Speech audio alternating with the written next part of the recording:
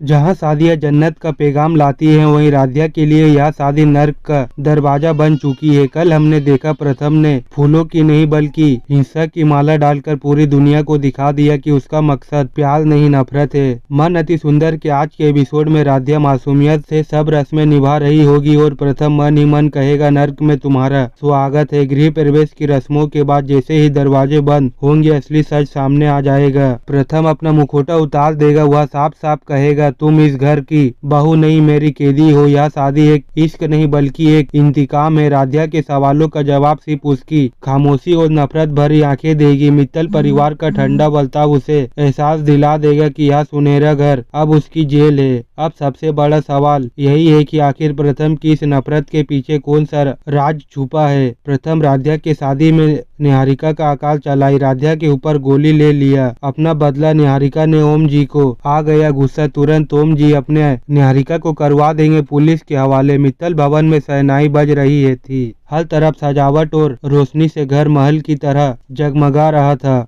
मंडप में प्रथम और राधिया बैठे थे, पंडित जी की मंत्रवार कर रहे थे और मेहमान 7 फेरे का इंतजार कर रहे थे। रजनी की आंखों में आंसू थे, चेहरे पर बलताव की चमक थी। वह अपने बेटे और बहू को देखकर मन ही मन भगवान को धन्यवाद दे रही थी। ओमकार भी गर्व से अपने बेटे के कंधे पर हाथ रख कर सोच रहे थे कि मित्तल परिवार की बागडोर अब सुरक्षित हाथों में है। खुशियों के बीच अचानक बाहर से पुलिस की गाड़ी का सायरन गूंजा, ढोल नगाड़े थम गए, सबकी निगाहें दरवाजे की ओर घूमी। तभी दरवाजा धड़ाम से खुला और अंदर प्रवेश करती है निहारिका। उसकी आंखों से आंसू बह रहे थे, माथे पर गुस्से की लकीरें थी और पीछे पुलिस इंस्पेक्टर खड़ा था। निहारिका ने जोर से आवाज लगाई, रुको, यह शादी नहीं हो सकती, प्रथम सिर्फ मेरा है। राधिया ने मेरी जिंदगी छीन ली, पुलिस इस लड़की को तुरंत गिरफ्तार करो। पूरा मंडप सन्नाटे में बदल गया, मेहमान आपस में फुसफुसाने लगे। राधिया स्तंभ रह गई, उसकी आंखों से आंसू झरझर गिरने लगे और उसने भगवान से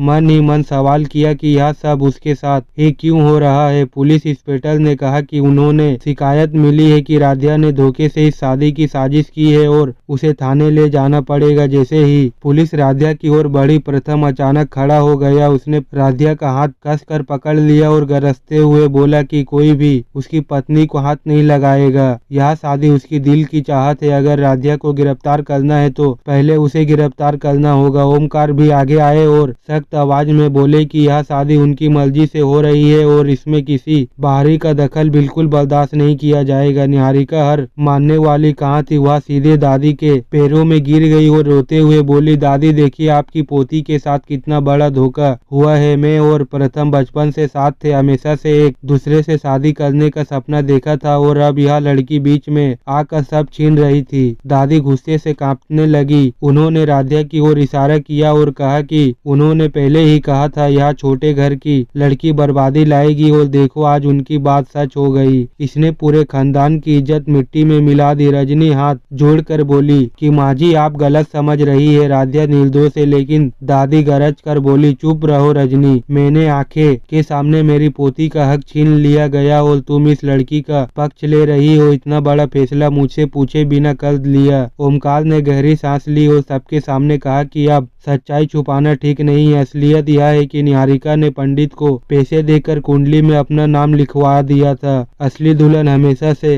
राधिया ही थी, लेकिन निहारिका ने छल से यह रिश्ता पाने की कोशिश की। वह प्रथम को विदेश ले जाकर परिवार से दूर करना चाहती थी और इसी वजह से उन्होंने तय किया कि मित्तल परिवार की बहू सिर्फ राधिया होगी। पूरा हॉल सन्न रह गया, मेहमान आपस में बात करने लगे। निहारिका चौंक कर ओमकार को देखने लगी, उसकी चेहरे पर शर्म और गुस्से का मिश्रण था। उसने चीख कर कहा कि यह सब झूठ है, लेकिन तभी पंडित जी खुद सामने आ गए और सच स्वीकार किया। उन्होंने कहा कि हाँ, इन्हें मजबूर किया गया, निहारिका ने ही उन्हें पैसे देकर कुंडली बदलने को कहा था। दादी के पैरों तले जमीन खिसक गई। उन्होंने निहारिका से पूछा कि क्या यह सच है।